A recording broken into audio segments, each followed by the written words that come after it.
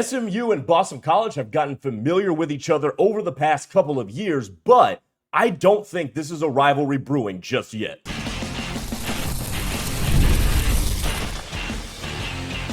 You are Locked On SMU, your daily podcast on the SMU Mustangs, part of the Locked On Podcast Network, your team every day. What's up, everybody? Welcome to a Friday edition of Locked On SMU here on the Locked On Podcast Network, your team every single day. Thanks for making us your first listen of the day. My name's Grayson Singleton, and coming up on the show today, why I think it's important that SMU reestablish the running game starting this weekend against Boston College. We'll talk about that, plus why I'm confident that this time around SMU will actually come to play on offense in a road game against a seemingly inferior opponent. So we get into all of that as the show goes on. But let's start with this. I saw a comment in the YouTube, and AJ Black in our crossover episode on Thursday brought this up about a rivalry. Is there a brewing rivalry between SMU and Boston College? That two teams that have now played each other twice in the 2 years that SMU has been in the ACC. The two teams met in the Fenway Bowl the year before SMU joined the ACC. And if you go back to 2023, the score is 1-1. Now, here's why I don't think this is a rivalry just yet. Number one, if you're going to make a rivalry with somebody who is not a geographical natural rivalry, you have to have been on the same tier for years on end. So, for instance, in the 2023 season, right, SMU was finishing up in the American. Boston College was obviously in the ACC. Now, the reason I say if you're not a geographical natural rival is because obviously we see those all over college football. I mean, SMU is Exhibit A with TCU, right? The Iron Skillet. Those two have not always been in the Power Four together, but they're right down the street. One's in Fort Worth, one's in Dallas. It makes a lot of sense.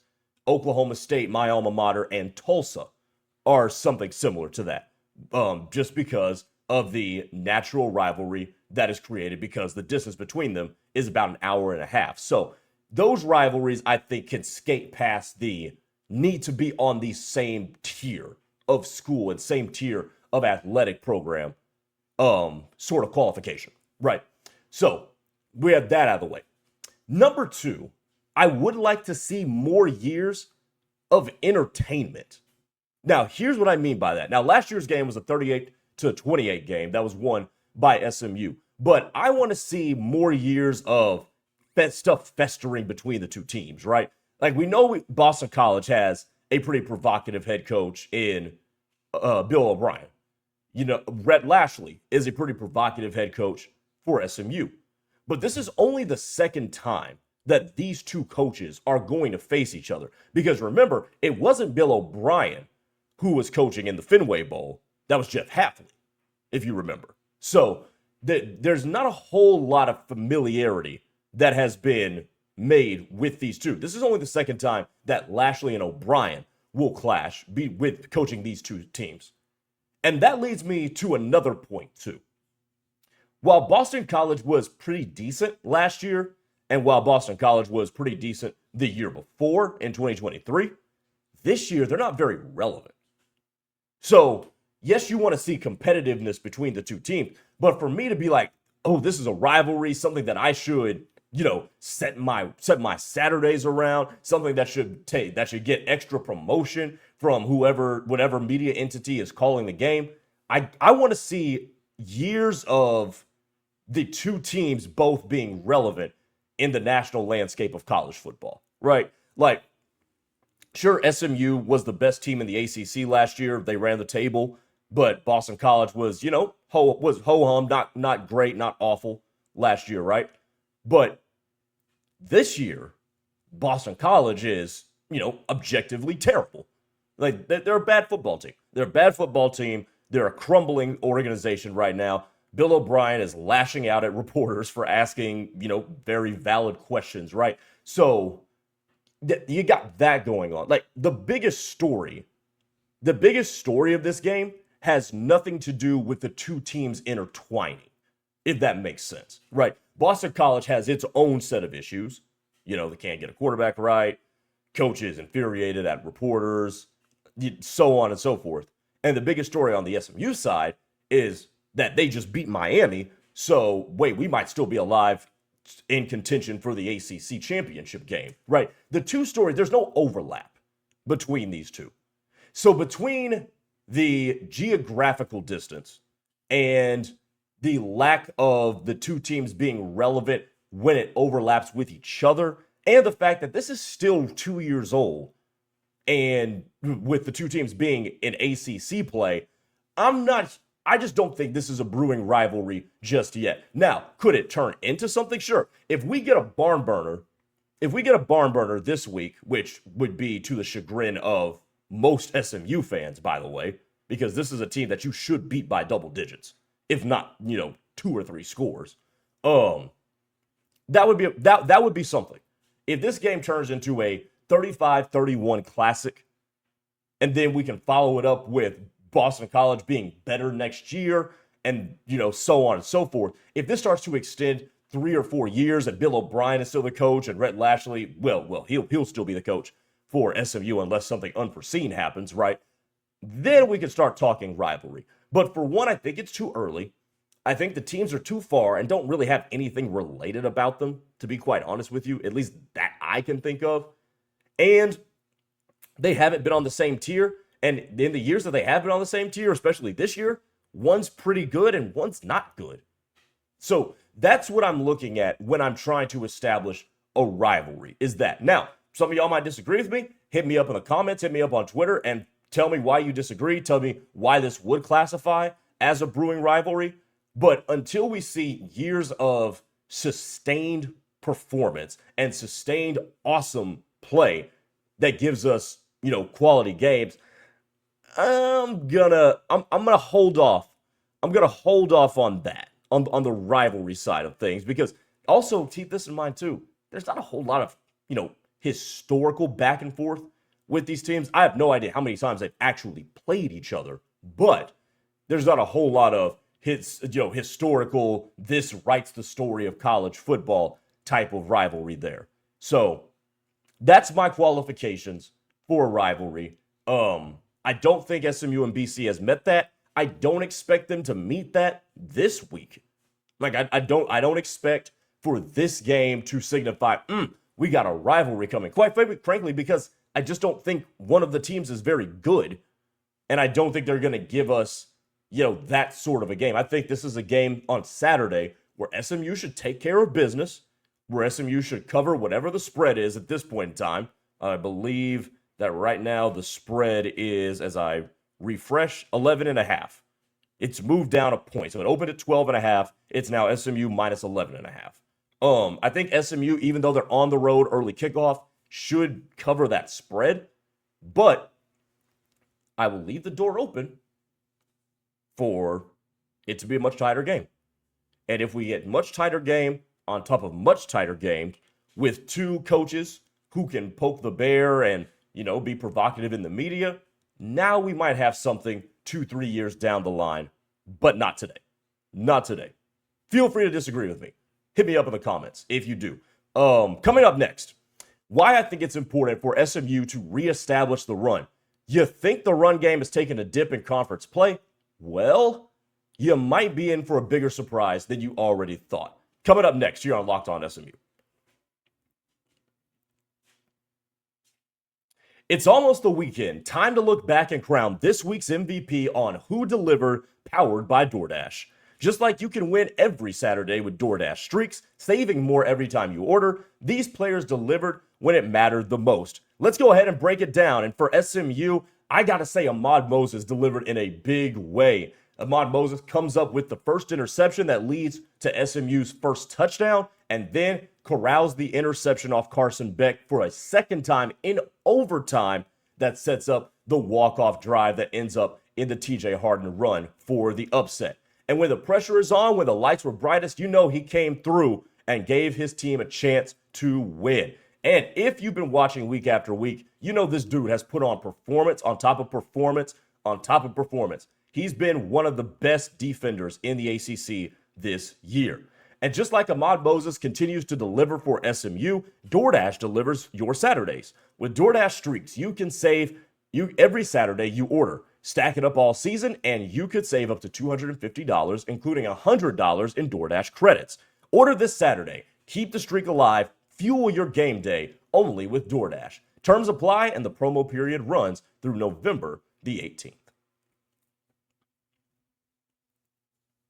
All right, welcome back to the show. Grayson Singleton here on Locked On SMU. Hey, be sure to check out the YouTube channel in its entirety. Hit subscribe so we can continue to grow this Locked On SMU community. And follow me on Twitter at Gray_Singleton2, where I'd love to interact with you guys there. Okay, why do I think it's important to reestablish the run? And this first part is going to be pretty obvious, right? Like, you want to reestablish the run because you need to take pressure off of the quarterback. Like, you just have to. The quick game has done a good job of doing that in terms of getting the ball out quick and just letting guys like Jordan Hudson and Ymir Knight and others just let them cook. Didn't get a whole lot from Romello Brinson against Miami, but that should rectify itself at some point the rest of the season. Chris Johnson Jr. is banged up out of the backfield, where he's been a pretty reliable target in the pass game. So you have guys that you can get the ball to and just go ahead and let them cook. So I am in favor of going ahead and doing that. But the run game has taken a little bit of a dip when it comes to conference play. Now, I went through the numbers last night, and this is going to kind of shock you. So in the first 4 games of the season, the non-con games against A&M Commerce,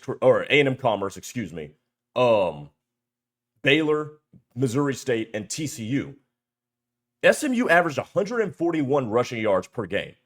In conference play, not only has it taken just a little bit of a dip, it's dipped all the way down to 87.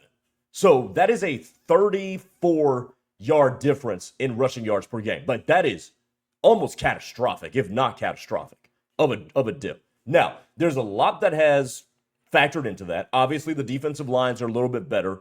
SMU's offensive line has been banged up. They've been having guys in and out of games, in and out of lineups in conference play. Kevin Jennings has gotten hurt, and that ankle has kind of gotten worse, maybe. Well, you'd have to talk to him to figure that one out. But ultimately, they haven't gotten it done on the ground in no semblance of what they did in the non-con. So you need to get back to that, if for anything, just to take pressure off of Kevin Jennings. But I also think that it's going to make SMU a more dangerous team down the line, because not this week, but next game, you got Louisville.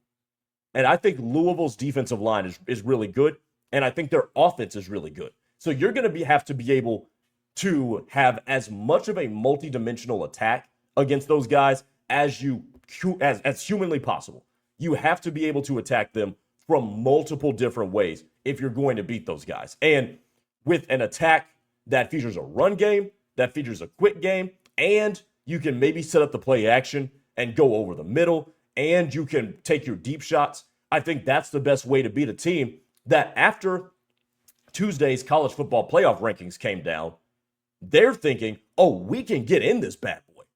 If we can make the ACC championship game and we can win the ACC championship game, oh my goodness, like we are in. So they're looking at this from, hey, the committee sees that we're here, we can possibly make a run at this thing. So now I know I'm getting a little ahead of ourselves because we still got the game against BC. But Boston College this year, in terms of playing the run, has not been very good. If we look at the ACC in terms of playing the run, Boston College is third to last. 162 rushing yards per game allowed by the Eagles. So not only is this a good time to get back on track just by looking at the calendar, but by looking at the opponent as well. I mean, they allow teams to run the ball all over them. And SMU should be no different. I know the offensive line is not 100% healthy, probably won't be 100% healthy for the rest of the season. But this is the team you got to do it against. This is the team. You're coming off of the big win we probably are going to need to settle in. You're probably going to need to get out of the tunnel, get onto the field, get hit, and then so you can say, okay, we're playing football. Knock off any remaining jet lag, knock off the rest of the early morning, whatever, even though it's going to be a noon kickoff on the East Coast, right? So establish a run game. A run game can most naturally travel. So establish that early. Grind these guys down early. You know, the stadium's going to be packed because of the red bandana game, right? And obviously, I love what Rhett Lashlee has said about, hey, we're giving that its due respect, and we're going to let them do their thing when it comes to that, and we're going to come out and play. So I love how they've approached it from that way. But it's going to be a special game. The crowd's going to be into it. So take the crowd out of it by running the ball down the Eagles' throat. Like this should be a game where SMU can get 4 yards a carry, 4.5 yards a carry by the end of it, when it's all said and done. When it's all said and done, they should be able to get 4.5, maybe even 5 yards a carry, because I know that number gets bumped down because of sack yardage. Well, Boston College, as you guys heard AJ Black talk about, Boston College doesn't get a whole lot of pressure on the quarterback, right? They lost Donovan Ezaraku, who's now a Dallas Cowboy, and they haven't really replenished in that part of the football team. So I'm looking at this to be a really, really good running game. But another reason they've got to reestablish the run game, quite frankly, for my estimation, is just to have that, to establish confidence that you can run a game out.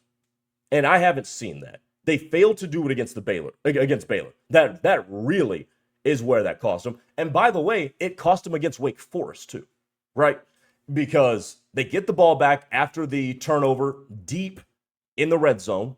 They get the turnover and they can't run the clock out. And then Wake Forest completes the one pass that sets up the field goal that buries SMU, right? So you got to be able to run games out. I think if they had been able to run the Baylor game out and they had been able to run the Wake Forest game out, I don't know where they're ranked, but SMU is ranked at this particular moment in time. I think that's an indisputable fact, is that they are ranked at this moment in time if they're able to run those games out, right? So that has cost them in a couple of games. And yes, I know the defense is probably culprit number one in that Baylor game, but I digress. If you can run games out and you can shorten fourth quarters and shorten third quarters, that's an incredible skill to have, especially down the stretch where you've got another road trip to Cal. The weather's starting to turn colder too. So those are all my reasons. Those are the reasons.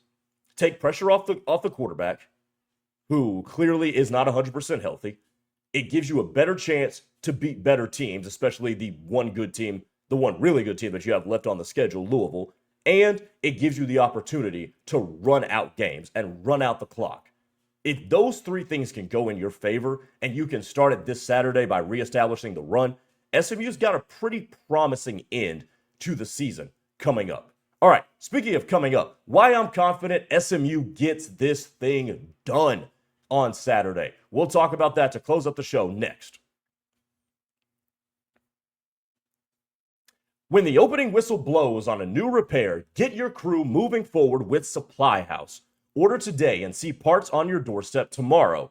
With over 280,000 plumbing, HVAC, and electrical items from the most trusted brands in the business. Their real-time inventory and honest lead times keep you from punting projects, while their industry-leading customer service always has your blind side covered. Need parts fast for a project? Supply House has next-day delivery. Talk about a game changer.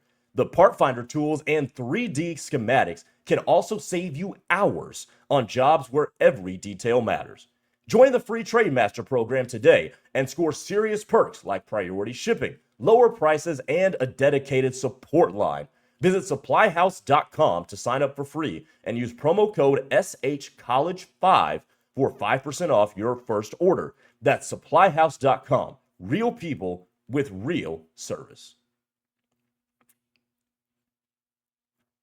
All right, let's close up the show and close up the week with this. Here's why I am confident that SMU is going to get this done on Saturday morning or afternoon over there. Now, They did get it done defensively on their last road trip to Wake Forest. Defense, salute to y'all. Y'all have proven that you can take a big win and go on the road and duplicate it and handle your business, right? But why am I confident that the offense can get this done? Well, for one, there's two parts to this. For one, I believe Rhett Lashlee is a good head coach. I believe Rhett Lashlee is a good offensive play caller. And I'm not the only one that believes that, because SMU rewarded him pretty lucratively right before the Miami game, and then SMU took care of business in that game. So I'm confident there. And because I'm confident in that, that leads me to this point, that really good coaches don't screw up the same thing twice in a row. Now, what is that thing that they screwed up, right?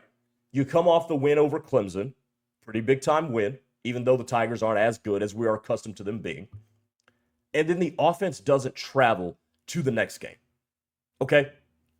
It didn't happen. Now you're in a similar situation. Big win, got to travel the next week.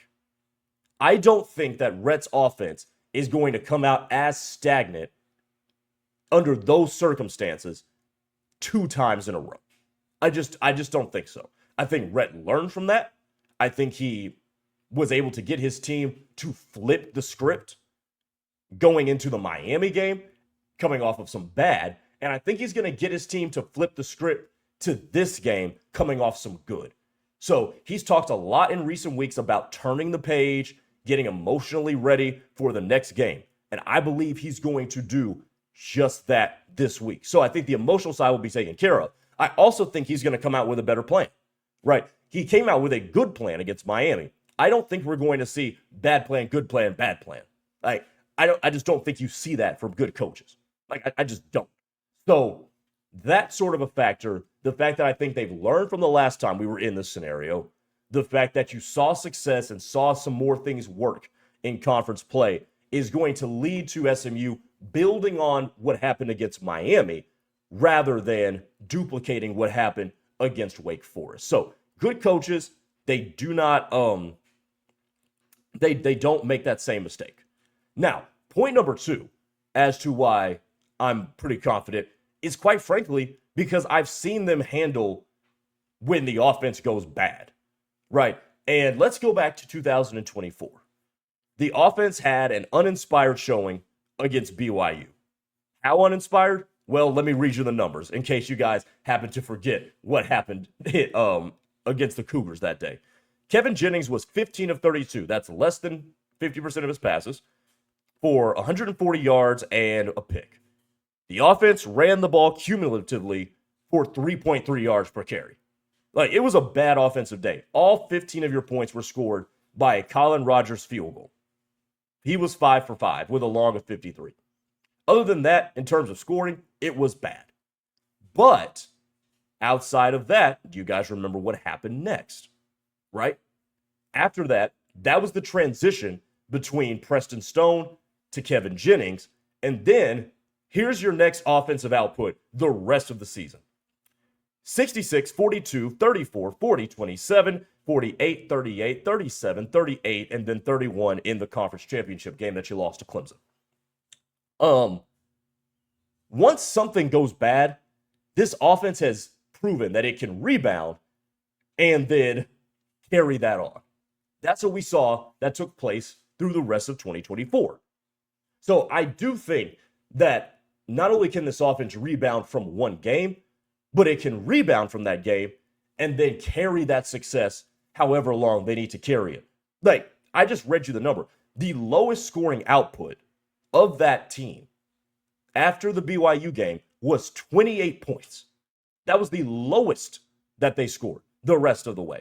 So I'm thinking you're sitting pretty good with that sort of a trend. The offense got better. They made a quarterback switch. Now, obviously, there's not going to be a quarterback switch made here. But if your argument against that, to that counterpoint is, well, there's a lot of bad teams. Okay, fine. But you scored 40 on the road against Stanford. You scored 27 on the road against Duke. You beat 2 ranked teams in that span, one of them on the road, Louisville, where you scored 34. and you went cross country to Virginia. Like, you covered all the bases. Ranked team, check. Home, check. Road, check. Road team against a ranked opponent, check. All right, so you did all of that. Like, you cut down any of the arguments as to why this could be a fluke for one reason or another. So, no, absolutely. They have proven that if things go bad, they can adjust, and then not just adjust for that game, but adjust to carry it the rest of the way.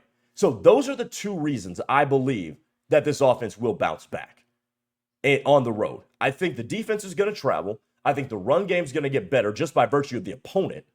Okay, and then I think Kevin Jennings is going to have an efficient day, and I think you're going to have a good day from the wide receiver core around him, especially Jordan Hudson, who just continues to get better and better as the season has gone on. I really, really have been impressed by how Jordan Hudson, post-injury, has come back and established himself as wide receiver one. He's gotten in better shape. He's just gotten healthier in general. I like the way that he's played.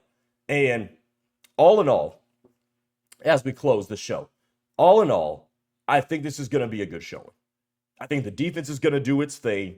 I think the matchup is set up for SMU's offense to have a good day. I would love it. I would love it if SMU could blow this team out. Now, I don't know if SMU is capable of blowing teams out. I don't know if they I don't know if the way they operate the offense is enough to blow teams out unless the defense gets them multiple short fields and or scores. So I don't know if that's going to be the case, but I would love to see them blow this team out so you can get Kevin Jennings out of there and get him a head start on some treatment and rest. That's what I would love. But 31, maybe 33-13, I think is a reasonable score for this game. I don't think it should be close, and I think the Mustangs should take care of business. All right, that'll do it for Locked On SMU this week and here on a Friday. Thanks for making us your first listen of the day. Hey, make sure that you check out Locked On ACC, our conference show on YouTube and wherever you get your podcasts, hosted by Kenton Gibbs and Alex Dono, where they go through all of the storylines in the most interesting conference in college football. That is Locked On ACC, again on YouTube or wherever you find your podcast. We'll talk to you guys next week. I've got some work stuff that I've got to travel for on Saturday, so no post game, but we'll talk to you guys next week. I'll tap in with some shorts after the game and whatnot. Take it easy, everybody.